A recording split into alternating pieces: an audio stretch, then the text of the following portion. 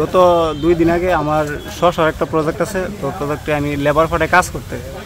তো একটা লেবার নাম হইলো মন্নাক, কাজ করতে গিয়ে কোথাও কূপ দেওয়ার সময় একটা শব্দ হয়, লোহার একটা শব্দ হয়। তারপরে কইরা এটা বাই করে মনে হয়তো ভাবছে এটা দামি কোনো একটা যে পণ্য হইব, আমার কাছে এনে দেখাইতেছে। তো আমি এটা দেখে তো আমি একটু শিক্ষিত মানুষ, আমি এটা বুঝছি যে এটা হয়তো একটা গ্রেনেড বা বোম।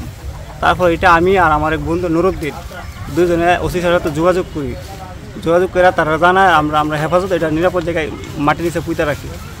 তারপর থানা থেকে ওসি স্যার আসেন, আইসা তারা এটা দেখেন, দেখে মানে নিরাপদ জায়গায় রাখি।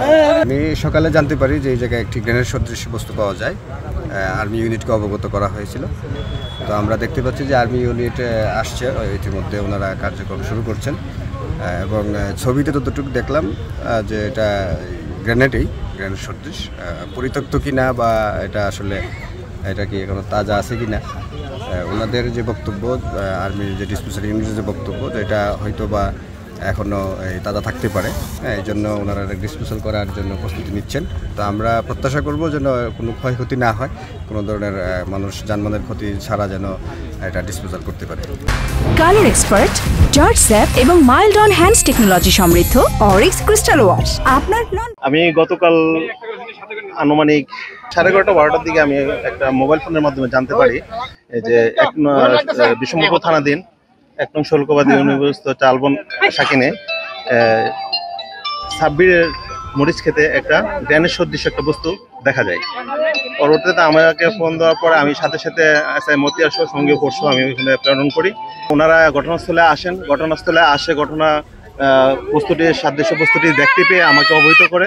পরবর্তীতে এটা নিষ্পত্তির জন্য আমি আমার ঊর্ধ্বতন কর্তৃপক্ষকে জানাই।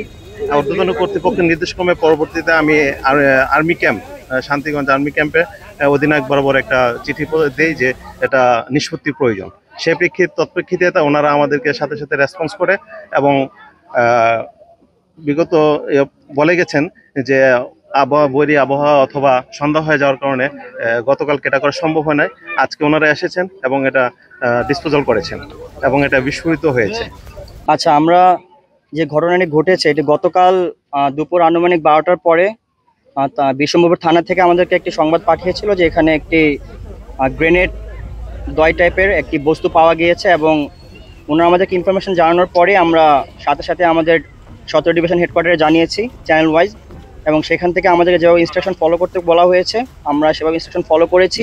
বিশম্বরপুর থানা থেকে আমাদেরকে একটু রিকোয়েস্ট করা হয়েছিল চিঠির মাধ্যমে যাতে এটা আমরা খুব দ্রুত ডিসপোজ করে দিই, এবং সে অনুযায়ী আমরা বিশম্বরপুর থানার সাথে প্রয়োজনীয় ব্যবস্থা গ্রহণ করার জন্য ওনাদেরকে কিছু ইনস্ট্রাকশন দেয় এবং ওনারা সেই দিন ওনাদের দায়িত্বগুলো ঠিকভাবে পালন করেছে। এবং এটা গতকালকে করার কথা ছিল, কিন্তু ওয়েদার এবং সন্ধ্যা হয়ে যাওয়ার কারণে আমরা এটা পরবর্তী দিন মানে আজকে করার সিদ্ধান্ত নিই। এবং আপনারা অলরেডি দেখতে পেরেছেন যে গ্রেনেডটি অলরেডি প্রাইম করা ছিল।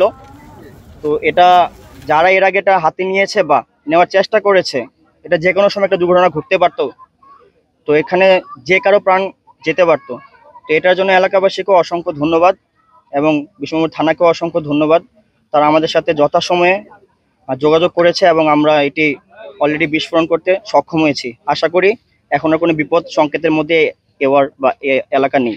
এবং এখানে যেটা হয়েছে, আমাদের ডিভিশনকে অসংখ্য ধন্যবাদ। ডিভিশন থেকে আমাদেরকে যথাসময়ে যথাভাবে গাইডলাইন করেছে কিভাবে কি করব, এবং সেই ইনস্ট্রাকশন অনুযায়ী আমরা আজকের এই যে বিস্ফোরণটি হয়েছে এটি করতে সক্ষম হয়েছে।